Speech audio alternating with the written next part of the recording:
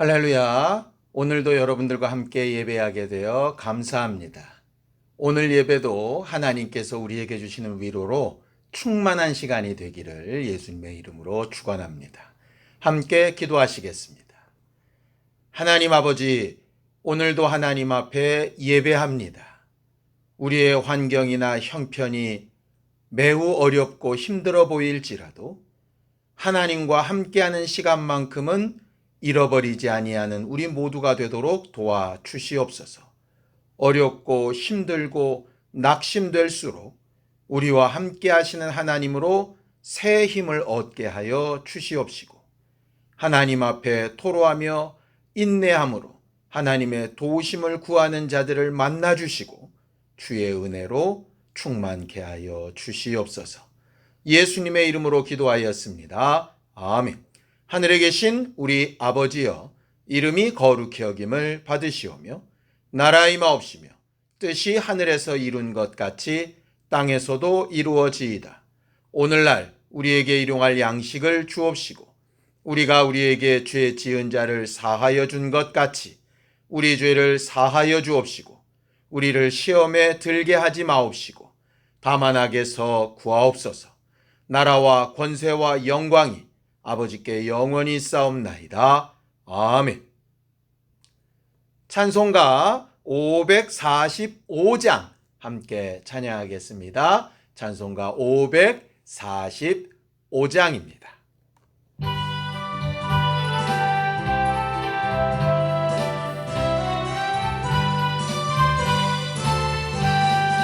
이 눈에 아무 증거 아니 되어도 믿음만을 가지고 선을 걸으며, 이 귀에 아무 소리 아니 들려도 하나님의 약속 위에 서리라.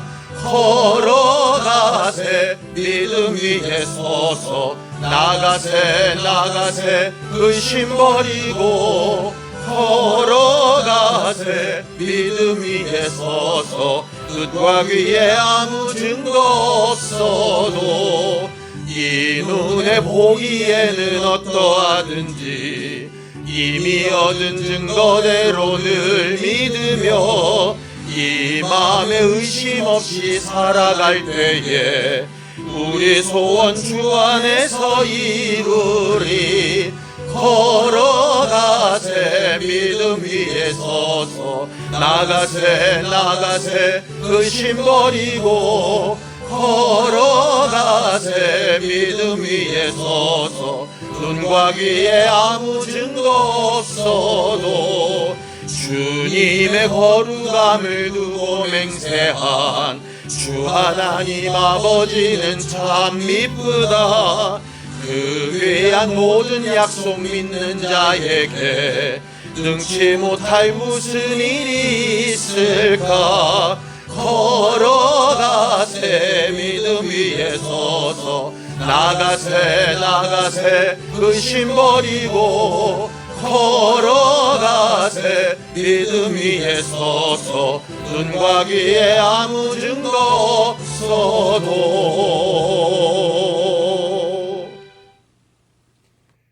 우리는 지난 주일에 추수감사 한 주간 동안 하나님께 위로받은 것을 가장 큰 감사의 조건으로 삼으며 살자라고 은혜를 나눴었습니다. 지난 한 주간 정말 감사절의 의미에 맞게 그렇게 감사하며 살았던 삶이 맞으셨나요? 혹시라도 어렵고 힘든 일 때문에 위로받고 은혜로 베푸신 것들을 망각하고 감사치 못하며 살았던 적이 있다면 이 시간 회개하고 하나님께서 우리에게 주신 위로와 은혜로서 다시 한번 힘을 내는 시간이 될 수 있도록 합심하여 참여하며 함께 기도하시겠습니다. 하나님 아버지, 하나님께서 우리를 도우시고 인도하셔서 오늘도 우리가 하나님의 말씀에 의지하고 하나님의 도우시는 은혜를 따라 순종하며 사는 거룩하고 신령한 사람들이 되도록 우리 모두를 도우시고 인도하여 주시옵소서. 우리는 지난주 추수감사주의를 지내면서 일주일 동안 우리가 여러 가지로 감사할 조건들을 찾되 특별히 하나님께서 우리를 홀로 두지 아니하시고 우리와 함께 하시며 늘 위로하여 주시고 은혜로 또 하나님 주 예수 보혈의 역사하신 증거로 우리를 죄에서 자유케 하시고 때때마다 하나님을 찾고 부르짖는 일에 힘을 얻어 새 힘을 얻어 살게 하셨음을 감사하며 지내게 하셨음에 감사합니다. 하나님, 지난 한 주간 여러 가지로 감사할 조건이 많이 있었음에도 불구하고 감사하며 또 하나님의 은혜에 감격하는 것보다 눈에 보이고 손에 잡히지 않는 일들로 인하여서 힘들어하며 괴로워하며 아파하며 불평불만하고 한숨 쉬고 괴로워하였던 때가 있었사오니 용서하여 주시고 우리의 연약함을 누구보다도 잘 아시는 하나님께서 우리를 긍휼히 여기시고 붙들어 주셔서 오늘 예배 가운데 또 은혜 받게 하시고 하나님께서 우리와 함께 하시는 힘과 능력으로 새 힘을 얻도록 도우시고 인도하여 주시옵소서.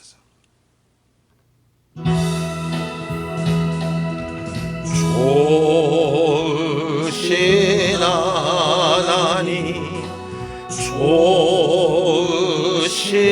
하나님, 참 좋으신 나의 하나님, 우리의 기도를 응답해 주시는 참 좋으신 나의 하나님,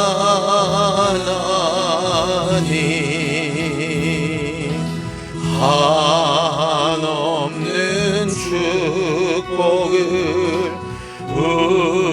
우리에게 주시는 참 좋으신 나의 하나님.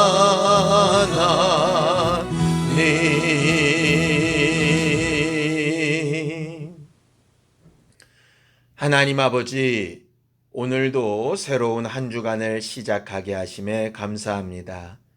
말씀으로 우리를 위로하여 주셔서 믿음을 가지게 하여 주시옵시고 하나님께서 우리와 함께 하시는 사실로 큰 위로와 힘을 얻게 하여 주시옵소서. 믿음으로 헌금한 손길들 위에 복을 주시고 저들이 하나님 앞에 입술 벌려 고백하는 모든 고백만큼 하나님께서 저들과 함께 하시고 일하여 주시옵소서. 예수님의 이름으로 기도하였습니다. 아멘. 하나님의 말씀은 예레미야서 32장 6절에서 15절까지 말씀을 함께 합독하겠습니다. 예레미야 32장 6절에서 15절까지 말씀을 함께 합독하겠습니다. 함께 읽습니다. 시작. 예레미야가 이르되 여호와의 말씀이 내게 임하였느니라. 이르시기를 보라, 내 숙부 살룸의 아들 하나멜이 내게 와서 말하기를 너는 아나돗에 있는 내 밭을 사라. 이 기업을 물을 권리가 내게 있느니라 하리라 하시더니 여호와의 말씀과 같이 나의 숙부의 아들 하나멜이 시위대 뜰 안 나에게 와서 이르되 청하노니 너는 베냐민 땅 아나돗에 있는 나의 밭을 사라. 기업의 상속권이 내게 있고 물을 권리가 내게 있으니 너를 위하여 사라 하는지라. 내가 이것이 여호와의 말씀인 줄 알았으므로 내 숙부의 아들 하나멜의 아나돗에 있는 밭을 사는데 은 70세겔을 달아주되 증서를 써서 봉인하고 증인을 세우고 은을 저울에 달아주고 법과 규례대로 봉인하고 봉인하지 아니한 매매 증서를 내가 가지고 나의 숙부의 아들 하나멜과 매매 증서의 인친 증인 앞과 시위대 뜰에 앉아있는 유다 모든 사람 앞에서 그 매매 증서를 마세아의 손자 네리야의 아들 바룩에게 붙이며 그들의 앞에서 바룩에게 명령하여 이르되 만군의 여호와 이스라엘의 하나님께서 이와 같이 말씀하시기를 너는 이 증서 곧 봉인하고 봉인하지 않은 매매 증서를 가지고 토기에 담아 오랫동안 보존하게 하라. 만군의 여호와 이스라엘의 하나님께서 이와 같이 말씀하시니라. 사람이 이 땅에서 집과 밭과 포도원을 다시 사게 되리라 하셨다 하니라. 아멘. 하나님은 약속을 지키시는 분이십니다. 우리가 하나님을 믿고 신뢰한다 할 때에 가장 중심이 되는 것이 바로 하나님의 말씀, 바로 약속 있는 계명이지요. 하나님의 말씀을 약속 있는 명령으로 받고 들을 때에 우리는 하나님께서 우리에게 약속하신 생명과 복을 소유할 수 있게 됩니다. 신앙생활은 하나님의 약속을 믿고 살아가는 생활입니다. 하나님이 무엇을 약속하셨습니까? 우리에게 생명과 소망과 위로를 약속하셨죠. 말씀을 함께 보겠습니다. 데살로니가 후서 2장 16절에서 17절 말씀입니다. 함께 읽습니다. 시작. 우리 주 예수 그리스도와 우리를 사랑하시고 영원한 위로와 좋은 소망을 은혜로 주신 하나님 우리 아버지께서 너희 마음을 위로하시고 모든 선한 일과 말에 굳건하게 하시기를 원하노라. 우리 하나님은 우리를 사랑하시는 분입니다. 어떻게 사랑하시느냐? 하나밖에 없는 독생자인 예수 그리스도를 사랑하시는 것처럼 우리를 사랑하십니다. 그래서 우리를 하나님의 자녀라 부르시기에 부끄러워하지 아니하시고 우리의 아버지가 되기를 원하시는 분이시지요. 우리를 사랑하신 증거로 영원한 위로와 좋은 소망을 우리에게 주시기를 원하시는 분이 바로 하나님이십니다. 영원한 위로와 좋은 소망. 영원히 우리와 함께하고 계시고 우리에게 나쁜 일이 아니라 좋은 것으로 소망을 말씀하시고 그 소망을 믿음으로 가지게 하시는 것이죠. 이를 위해서 우리에게 필요한 것이 뭐냐 하면 우리 주변에 있는 모든 일과 모든 말에 굳건하게 되는 것입니다. 상황이 어렵고 형편이 힘들어질 때가 있을 겁니다. 하나님이 함께 계시지 않는 것 같고 하나님이 약속하신 소망이 도무지 이루어지지 않을 것처럼 그렇게 두려워 떨릴 때가 있을 겁니다. 그럴 때에 굳건한 마음, 여러 가지 상황과 여러 가지 형편과 여러 가지 사람들의 말에 휘둘리는 것이 아니라 하나님이 약속하신 영원한 위로와 좋은 소망이라고 하는 것에 마음을 굳건하게 하여서 하나님께서 우리에게 주실 것에 대하여 기대하고 소망하는 것을 잃어버리지 않는 것. 그것이 바로 우리의 믿음이라고 하는 것이죠. 우리가 이번 한 달 동안 하나님의 위로를 받은 사람들 이야기를 보고 있는데요. 한나도 그렇고 다윗도 그렇고 지난주에 본 엘리야까지 다 그들에게 하나님의 위로가 임하기 위하여 필요했던 것이 바로 믿음이라고 하는 것입니다. 한나가 속에 있는 말을 입으로도 내뱉을 수 없을 만큼 간절하게 되뇌일 때에 하나님께서 들으시고 도우실 것에 대한 믿음이 있었죠.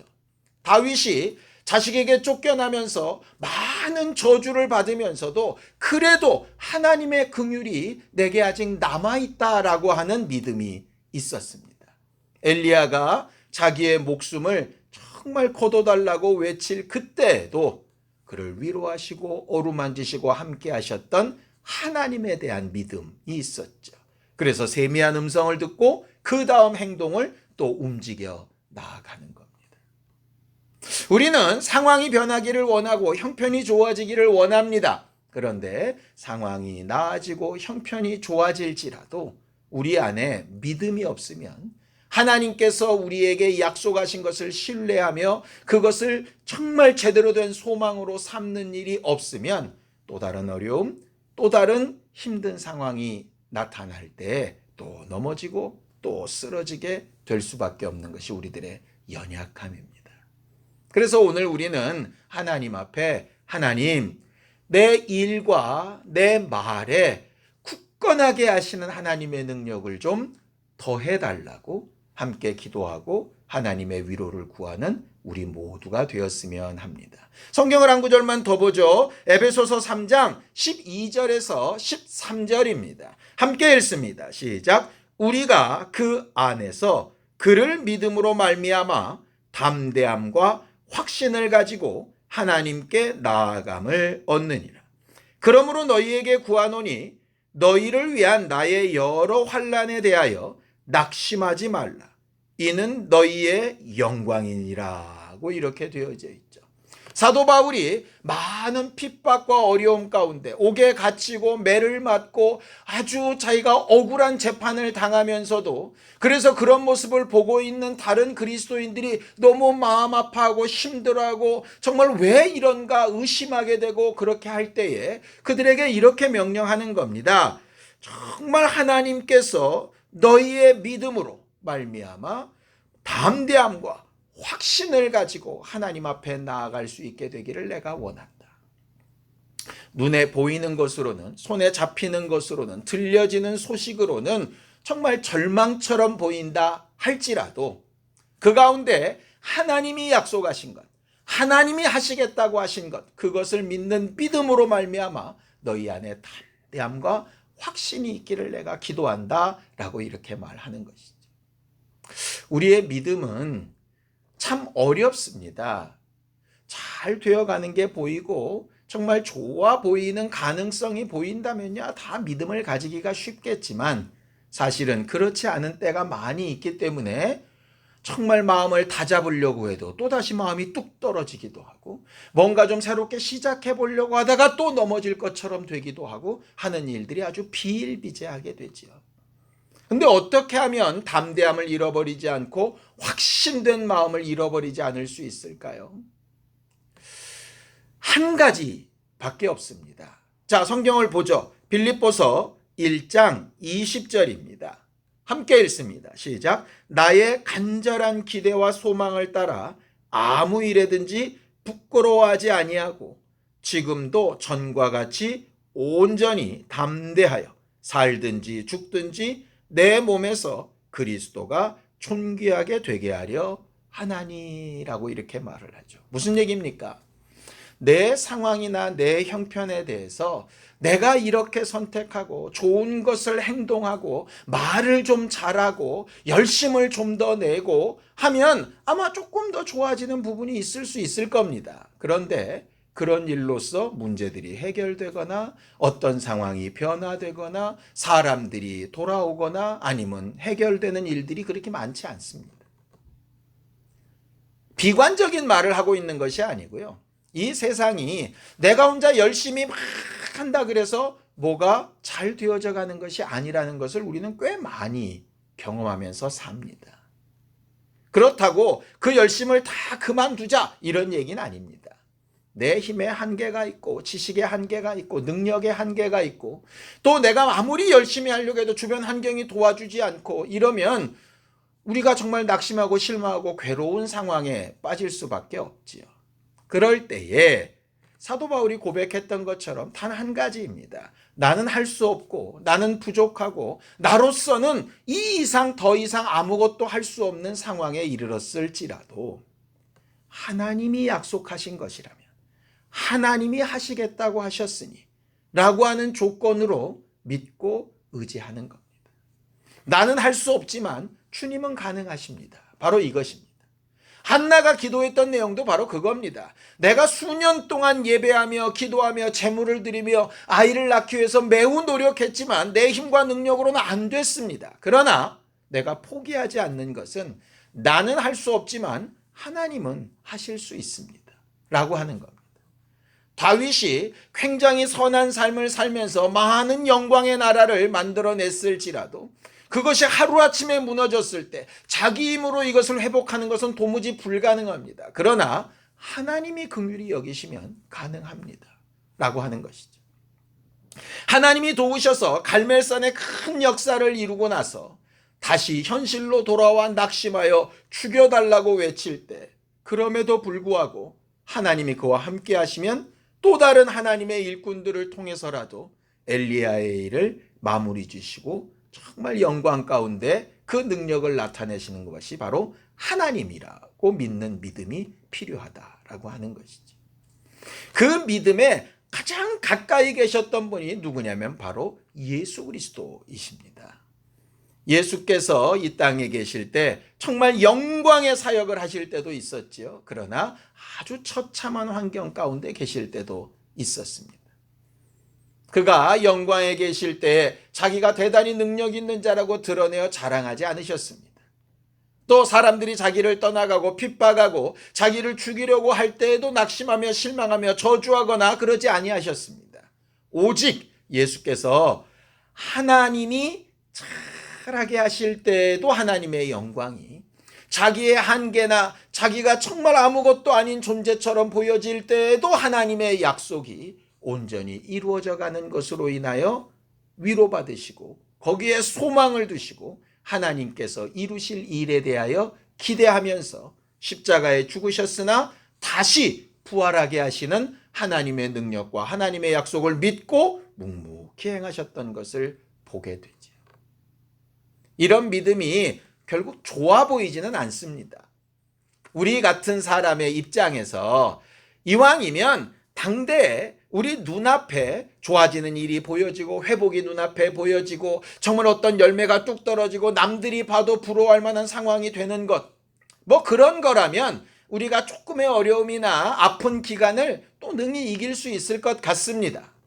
그런데 당장 내 눈앞에 그런 게 보이지 않는다면, 당장 내가 바라는 시기에 그런 것들이 이루어지지 않는다면 어쩔까요?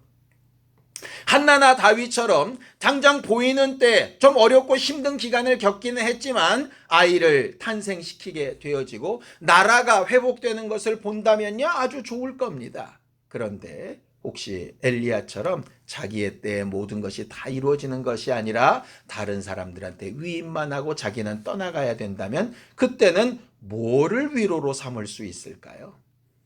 그런 위로에 가장 가까웠던 사람이 누구냐면 오늘 우리가 보려고 하는 예레미야라고 하는 선지자입니다. 예레미야라고 하는 선지자는 흔히 눈물의 선지자라고 이렇게 알려져 있습니다. 심한 통곡과 눈물과 안타까움으로 이스라엘에 대하여 또 여러 나라에 대하여 예언했던 사람이 바로 예레미야 선지자이죠. 예레미야는 예레미야서라고 하는 부분도 기록하였지만 우리가 그 예레미야서 바로 뒤에 붙어 있는 예레미야 애가 슬픈 노래라라고 하는 글을 통해서 얼마나 안타까운 마음으로 하나님의 말씀을 전하고 있었는지에 대해서 잘 알 수 있게 됩니다. 오늘은 우리가 예레미야가 받았던 위로에 대해서 좀 배워보려고 합니다. 예레미야는 제사장의 집안에서 태어나게 됩니다. 태어났더니 아버지가 제사장이고 그 가문이 제사장입니다. 존경을 받을 만하고 이제 자기가 하나님의 일만 하면 다른 사람들이 정말 수고하여 애쓴 그 물질을 가지고 먹고 사는 일에 걱정함이 없는 그렇게 하나님의 일을 하는 일꾼으로 태생적으로 그렇게 부여받은 직분을 가진 사람이었습니다. 그리고 그 예레미야에 대해서 성경은 뭐라고 얘기하느냐? 어머니의 태 속에서부터 선지자로 미리 예비된 사람이라고 이렇게 말하고 있습니다. 마치 침례 요한이 태중에서부터 예수 그리스도를 예언할 선지자로서 미리 택정받은 것처럼 말이죠. 성경을 좀 보죠. 예레미야서 1장 5절입니다. 함께 읽습니다. 시작. 내가 너를 모태에 짓기 전에 너를 알았고 내가 배에서 나오기 전에 너를 성별하였고 너를 여러 나라의 선지자로 세웠노라 하시기로 그렇게 되어 있습니다. 그 다음 구절에 예레미야는 나는 입이 둔하고 할 줄 아는 것이 없습니다. 내가 어떻게 그런 일을 합니까? 라고 굉장히 두려워 떠는 모습을 기록하고 있습니다. 어쨌든 그는 태생적으로 제사장 집안에서 아주 안정된 삶을 살 수 있는 사람으로 태어났고, 그는 어머니의 태중에 만들어지기 이전부터 하나님께서 한 나라의 선지자가 아니라 여러 나라의 선지자로서 하나님의 일을 대신할 수 있는 일꾼으로 세움을 받은 사람이 바로 예레미야입니다. 선천적으로 또 하나님의 계획 가운데 미리 예비된 하나님의 사람이라고 하는 것, 얼마나 좋은 일입니까? 그런데 문제는 그렇게 선택받은 선지자의 입에서 나오는 예언의 내용이 문제인 것이죠. 어떤 예언이냐? 사람들이 듣기에 너무나도 부담스럽고 사실은 듣기 싫어하고 인정하고 싶지 않은 내용들을 예언하는 겁니다. 예루살렘의 멸망, 이스라엘의 멸망, 이스라엘 민족들이 그 당시에 신흥 강대국인 바벨론이라고 하는 나라에 잡혀가서 70년 동안이나 노예 생활을 하게 되어지는 바로 그 사실을 예언하게 된 것이죠. 그 당시 임금의 옆에는 많은 선지자들이 있었습니다. 그 선지자들의 예언의 내용은 대부분 이런 거였습니다. 하나님께서 선택하신 백성이 망할 리가 없습니다. 성전이 있는 예루살렘이 무너질 리가 없습니다. 우리가 하나님 앞에 지금까지 할례를 행하고 율법을 지키며 11조를 드리고 성전 제사와 절기를 지키며 우리가 하나님의 뜻대로 해온 것들이 많이 있기 때문에 어떤 상황, 어떤 어려운 형편에서도 하나님은 우리를 지키실 겁니다. 세상의 어떤 나라, 어떤 민족도 하나님께서 선택하신 백성들을 이길 수 있는 존재가 없습니다. 이런 예언이 아주 판을 치고 있었던 때입니다. 북왕국 이스라엘이 멸망을 하고 전통의 강대국인 애굽은 쇠퇴하여져 가고 신흥 강대국인 바벨론이 막 일어서게 될 때에 이스라엘 사람들은 믿음으로 하나님을 섬기는 행동을 잘 하고 있다고 스스로 착각하면서 전통적인 강대국인 애굽의 편에서 바벨론을 물리쳐야 된다라고 정책을 세우고 일했을 때입니다. 그때에 예레미야가 갑자기 등장해서 나라의 정책과는 정반대되는 수많은 선지자들이나 종교 지도자들의 말과는 완전히 반대되는 전혀 엉뚱한 예언을 하기 시작하는 것이죠. 적국이 있는데 적국과 싸워보지도 말고 그냥 투항하고 거기에 사로잡혀 가서 70년 동안 노예 생활을 하는 것이 하나님의 뜻이라고 가르쳐 말하는 겁니다. 누가 들어도 매국노이고 누가 들어도 믿음 없는 소리이고 누가 들어도 하나님의 말씀이라고 보기에는 너무 받아들이기 힘든 내용이었습니다. 근데 하나님은 왜 그렇게까지 하셨느냐? 성경에 이유가 나와 있습니다. 예레미야 5장 1절입니다. 함께 읽습니다. 시작. 너희는 예루살렘 거리로 빨리 다니며 그 넓은 거리에서 찾아보고 알라. 너희가 만일 정의를 행하며 진리를 구하는 자를 한 사람이라도 찾으면 내가 이 성읍을 용서하리라. 창세기에 보면 아브라함이 자기 조카인 롯이 살고 있는 소돔과 고모라 땅이 멸망당하지 않기를 기도하는 장면이 나옵니다. 그때 하나님께서 의인을 10명만 찾으면 소돔과 고모라 땅을 멸망시키지 않겠다라고 말씀을 하시죠. 그런데 의인 10명이 없어서 소돔과 고모라 땅은 유황불 가운데 망하게 됩니다. 오늘은 예루살렘과 이스라엘이 10명이 아니라 딱 한 명의 의인이 없어서 망한다라고 이렇게 말하는 겁니다. 무슨 얘기입니까? 성전이 있는데 성전이 제대로 된 성전이 아니고 절기를 지키고 할례를 행하고 율법을 행하며 11조를 드리고 성전 제사로 수많은 제물을 드리는데 그것이 하나님과 하나도 상관이 없었다는 얘기입니다. 임금 주위에 수많은 선지자들이 있고 수많은 종교 지도자들이 있는데 하나님의 마음을 알고 말하는 사람이 한 명도 없었다는 것. 어떻게 그럴 수 있을까요? 그 수많은 사람 가운데 그 오랜 기간 신앙생활을 해왔는데 어떻게 그럴 수 있을까요?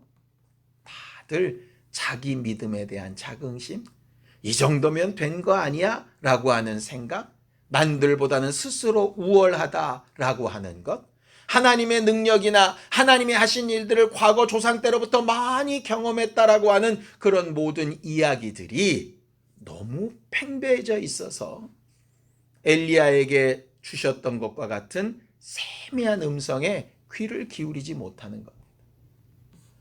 하나님의 말씀, 하나님의 약속, 하나님의 방향이 있는데 그것이 제대로 분별이 안 되는 겁니다. 어떻게 하면 돕겠다 하셨는데 어떻게 하면은 없고 돕겠다만 기억하는 거죠. 이렇게 하면 내가 너희를 떠나지 않겠다 하셨는데 어떻게 하면은 관심이 없고 떠나지 않겠다만 관심이 있는 겁니다. 우리가 하나님 앞에 신앙생활할 때 자주 실수하는 부분이 바로 그 부분입니다. 하나님의 말씀은 계명, 약속 있는 명령이라고 되어져 있습니다. 약속이 있습니다. 그리고 그것은 명령으로 되어집니다. 그렇다면 내가 하는 부분과 하나님이 지키셔야 될 약속이 존재한다는 얘기죠. 그런데 내가 하는 부분이 제대로 돼 있지 않으면 하나님이 지키셔야 되는 약속도 분명히 다른 방향으로 흘러가게 되는 것이죠. 하나님께서 예루살렘 성전을 축복하신 게 사실입니다. 예루살렘과 이스라엘을 축복하신 것도 사실입니다. 마치 우리로 치면 예수 믿는 사람들을 축복하시고 하나님의 교회를 축복하시고 교회에서 순종하며 예배하며 직분을 감당하며 하는 모든 부분들의 약속된 복을 명해 주신 것, 그것이 사실인 것과 똑같습니다. 그러나 그 약속은 조건들이 있습니다. 어떻게 행할 때라고 하는 것이죠. 예배는 드리고 직분은 감당하고 절기는 지키고 뭔가 행동은 하는 것 같은데 정의를 지키며 의롭게 살아가려는 사람이 하나도 없습니다. 하나님의 은혜와 예수 그리스도의 공로와 자기가 죄인이었으나 하나님께서 나를 간과하여 주심으로 용서받아 살고 있다는 사실에 대한 감사와 감동을 잃어버리고 있습니다. 그렇게 되면 결국은 우리가 바라고 원하는 것이 있으나 그건 하나님께서 약속하신 대로 바라고 원하는 게 아니라 그저 내가 내 마음과 생각에 바라고 원하는 것이죠. 예수께서 이 땅에 오셔서 이스라엘 사람들에게 복음을 얘기하실 때도 마찬가지입니다. 그때에 문둥병자나 소경이나 창기나 어려움을 당한 사람들은 자기들의 형편 자체가 뭘 내세울 게 없기 때문에 예수의 말씀을 그대로 듣고 그것을 받아들여 감사함으로 인내하며 하나님의 도우심을 체험하게 됩니다. 그런데 바리새인이나 서기관이나 종교 지도자들은 나름대로 자기들이 한계에 있기 때문에 예수의 말씀이 말씀 그대로 들어오지 않는 겁니다. 자기가 해온 것, 자기가 알고 있는 것, 자기가 바라는 것, 자기가 기대하는 것, 그런 것들이 먼저 앞서다 보니까 하나님께서 약속하신 말씀, 하나님께서 약속하신 소망과는 전혀 상관없는 엉뚱한 일을 행하면서 그것이 믿음이라고 착각을 하게 되는 거죠. 그래서 우리는 참 조심해야 될 필요가 있습니다.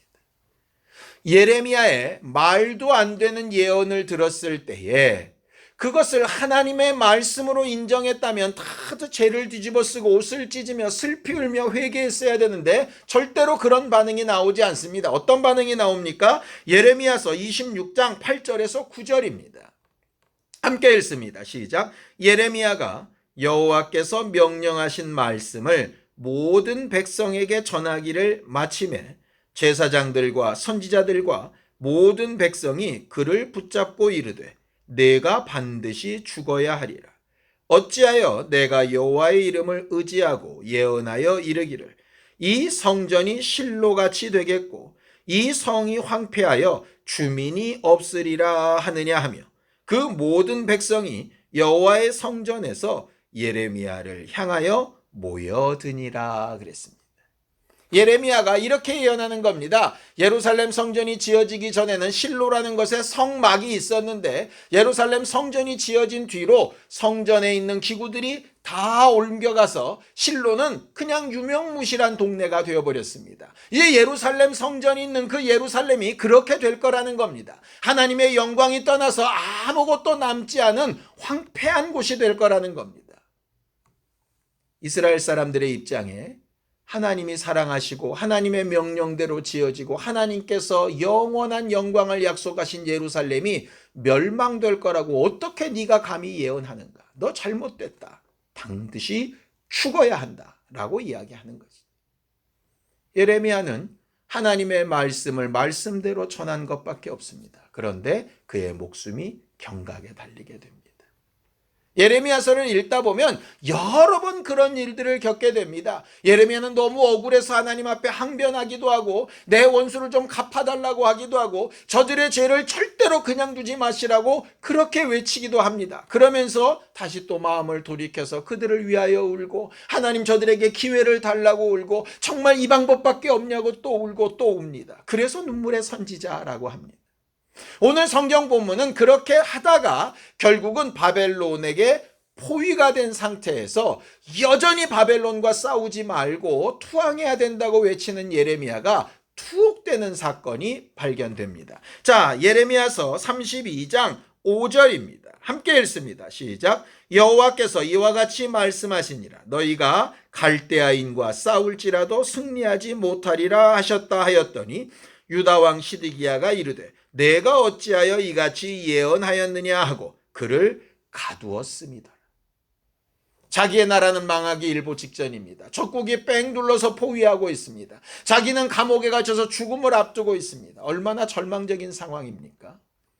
내가 전하는 하나님의 말씀이 맞는다면 나를 가둔 자들이 무너지거나 망하고 자기는 좋아져야 되는데 상황은 다 나빠지는 겁니다. 자기도 죽게 생겼고 자기의 나라도 죽게 생겼습니다. 여기에 정말로 이해할 수 없는 하나님의 명령이 다시 임하게 됩니다. 자, 예레미야서 32장 6절에서 7절입니다. 함께 읽습니다. 시작. 예레미야가 이르되 여호와의 말씀이 내게 임하였느니라. 이르시기를 보라 내 숙부 살룸의 아들 하나멜이 내게 와서 말하기를 너는 아나돗에 있는 내 밭을 사라. 이 기업을 물을 권리가 내게 있느니라 하리라 하시더니 라고 그렇게 되어져 있습니다. 예루살렘은 멸망 직전입니다. 자기는 감옥에 갇혀서 죽기 직전입니다. 그런데 하나님께서 뭐라 그러시느냐? 숙부의 아들 하나멜이라는 사람이 예루살렘 근교에 있는 아나돗이라고 하는 곳에 있는 그 밭을 너보고 사라고 하면 너는 돈을 주고 그 밭을 사라. 이렇게 얘기하시는 겁니다. 우리들이 언제 땅을 사지요? 땅값이 오를 거라고 생각할 때 사지 않습니까? 떨어질 거라고 생각할 때 누가 땅을 사겠습니까?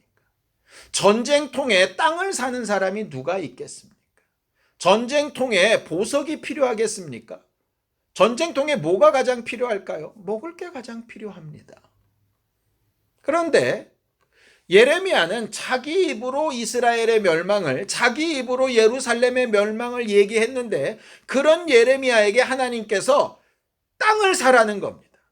그리고 그 땅이 사게 된 그 모습 매매 증서를 토기에 아주 깊숙이 넣고 사람들 앞에 분명히 선포해서 네 소유인 것을 정확하게 드러내라는 겁니다. 듣는 사람들의 입장에서 뭐라고 생각하겠습니까? 아니, 나라가 망할 거라 그러면서 땅은 왜 사는 거야?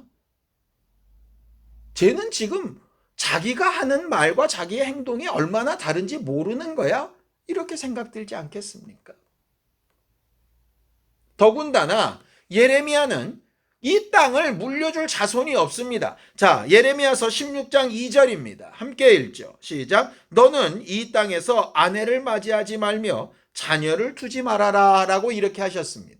그래서 그는 일생 동안 사역을 할 때 아내도 없이 자식도 없이 외로움 가운데 그렇게 하나님의 역사를 이룹니다. 그런 사람이 망할 땅을 사서 그것을 공증하고 사람들 앞에 선포하고 하는 것입니다. 왜 그렇습니까? 이유는 딱 한 가지입니다. 하나님께서 이 땅을 70년 후에 반드시 회복시키신다라고 하는 예언 때문입니다. 이 땅이 지금 망하는 것도 분명히 하나님의 예언이지만 70년 후에 다시 회복되는 것도 하나님의 명령입니다. 예레미야가 하나님 앞에 받은 소망은 바로 이거였습니다. 그의 삶은 그 뒤로도 결코 순탄하지 않습니다.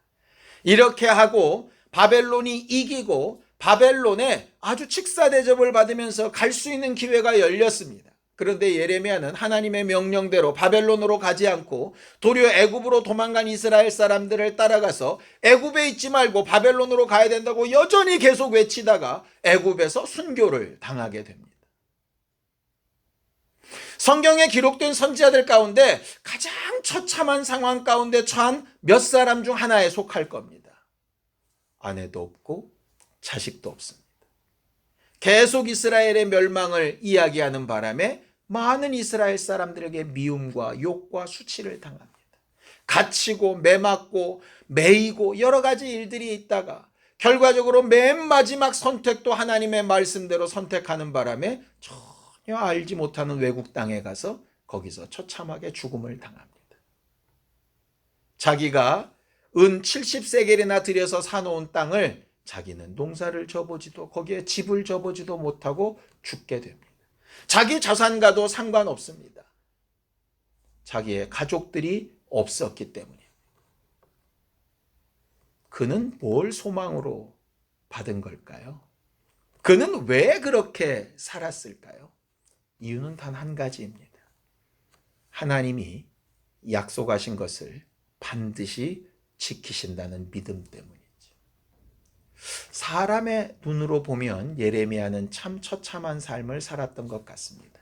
그런데 그의 심령 안에는, 그의 마음과 생각 안에는 나는 할 수 없고 내 때에는 어쩔 수 없을지라도 하나님이 하실 일, 정말 사람들은 듣기 힘들어하고 부담스러워하지만 하나님께서 하라 하신 일을 해냈을 때에 자기가 떠난 이후에라도, 자기가 이 세상에 존재하지 않은 때에라도 내가 눈물을 흘려가며 애썼던 그 하나님의 사람들이 언젠가 이 땅을 회복하고 이곳에서 다시 하나님의 이름을 부르고 이곳에서 하나님 앞에 정말 복을 얻는, 다시 위로받는 큰 소망의 고백들이 나타나게 될 거라고 하는 그 약속, 그 하나님의 약속을 믿고 인내함으로 끝까지 자기의 삶을 순종한 것이 바로 그에게는 큰 위로가 되었던 거죠. 우리가 바라는 위로는 아닙니다. 그러나 하나님과 끝까지 함께한 위로가 있었죠. 예레미야가 바벨론으로 가서 평안하게 살다 죽었다면 그는 정말로 매국노로 끝났을 겁니다. 그러나 그의 삶은 비록 어려웠지만 그가 행동한 모든 행동 하나하나가 사람들은 이해할 수 없어도 하나님이 나중에 그 약속을 지키심으로 하나님이 하셨구나 라고 하는 사실을 분명히 체험하게 되는 증거가 되었던 것을 알 수 있습니다. 자, 예레미야서 31장 17절입니다. 함께 읽습니다. 너의 장래에 소망이 있을 것이라. 너희 자녀가 자기들의 지경으로 돌아오리라. 여호와의 말씀이니라 라고 되어져 있습니다. 그 자녀는 자기 육체의 자녀가 아닙니다. 자기가 사랑함과 눈물로 애태웠던 그 이스라엘 민족들인 것이죠. 예레미야는 그에게 하나님의 약속이 소망이 되었습니다. 당장 눈앞에 보이고 손에 잡히는 것이 아니라 약속이 소망이 되었습니다. 우리가 한나처럼 아이가 뱃속에 잉태되는 것으로 위로받을 수 있을 겁니다. 다윗처럼 나라가 회복되는 것으로 위로받을 수 있을 겁니다. 엘리야처럼 당장 먹고 마시는 떡과 물로 위로를 받을 수 있을 겁니다. 그런데 예레미야처럼 하나님의 영원한 위로가 약속으로 주어질 수 있다면, 그 약속이 우리 안에 믿어지고 신뢰되고 그 약속 앞에 담대할 수 있다면 우리는 하나님 앞에 새로운 또 위로를 얻게 되어질 겁니다. 예수께서 마치 그러셨던 것처럼 말이죠. 우리 모두는 가능하면 우리 생애에 우리가 처한 상황에서 위로의 결과들을 볼 수 있었으면 좋겠습니다. 그러나 혹시 그런 일이 없다고 할지라도 우리 안에 정말 하나님의 약속을 제대로 믿는 믿음이 있어서 하나님의 뜻대로 순종하며 행한 일에 갚아주시고 하나님의 약속대로 되어지는 일들을 우리 자손들을 통해 이루어 가시는 하나님으로 인하여 새 힘을 얻는 우리 모두가 되기를 예수님의 이름으로 축원합니다. 기도하겠습니다. 하나님 아버지, 하나님께서 우리 모두를 도우시고 인도하셔서 하나님의 뜻과 하나님의 생각과 하나님의 방법을 좀 더 제대로 알고 하나님께서 우리에게 가르치시고 말씀하시는 바를 제대로 분별할 줄 아는 지혜로운 사람들이 되어져 가기를 원합니다. 하나님, 사람들은 이해할 수 없고 예레미야의 일생을 보아도 부러워할 만한 것이 없을지라도 하나님께서 우리에게 약속하신 말씀을 믿고 그 약속을 소망으로 살았던 것처럼 우리도 하나님의 약속과 하나님의 하신 일을 소망함으로 삼고 우리와 우리 자손과 우리들을 위해서 하나님의 말씀대로 순종하며 사는 거룩하고 신령한 사람들이 다 될 수 있도록 도우시고 인도하여 주시옵소서. 하나님 아버지, 우리에게 하나님의 말씀을 가르치시고 무엇이 올바르고 온전한 주의 뜻이고 하나님의 방향이고 방법인가를 분별할 줄 아는 지혜와 영감이 있게 하여 주시옵소서. 하나님, 우리는 하나님의 약속대로 행동하고 영원한 위로와 소망을 얻는 사람들이 되기를 원합니다. 우리를 홀로 두지 마시고 새로운 마음과 새 뜻으로 하나님의 역사를 잘 이루며 일과 말에 굳건하게 하시는 것을 체험하도록 도와주시옵소서. 예수님의 이름으로 기도하였습니다. 아멘.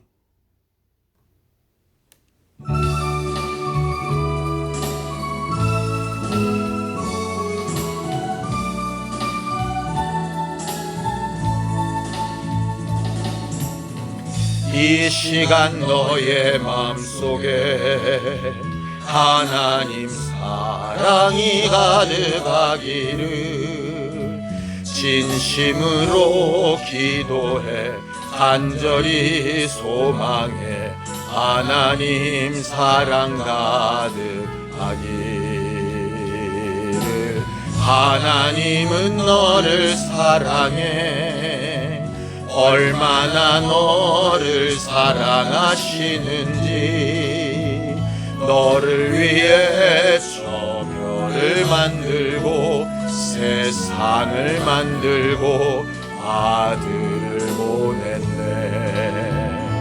오래전부터 널 위해 준비된 하나님의 크신 사랑 너의 간 길 주의 사랑 가득하기를 축복해.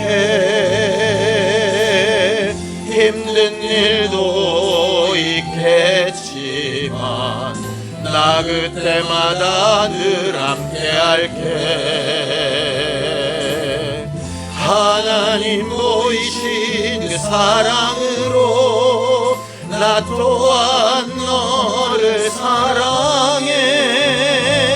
오래전부터 널 위해 준비된 하나님의 크신 사랑 너의 가는 길 주의 사랑 가득하기를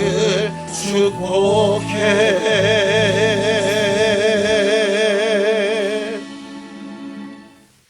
이제는 우리 주 예수 그리스도의 은혜와 하나님 아버지의 극진하신 사랑과 성령님의 감동하시고 함께 하시는 분명한 증거가 약속하신 말씀을 소망으로 삼아 회복하기를 신뢰하는 우리 모두 위에 이제부터 영원까지 함께 있을지어다. 아멘.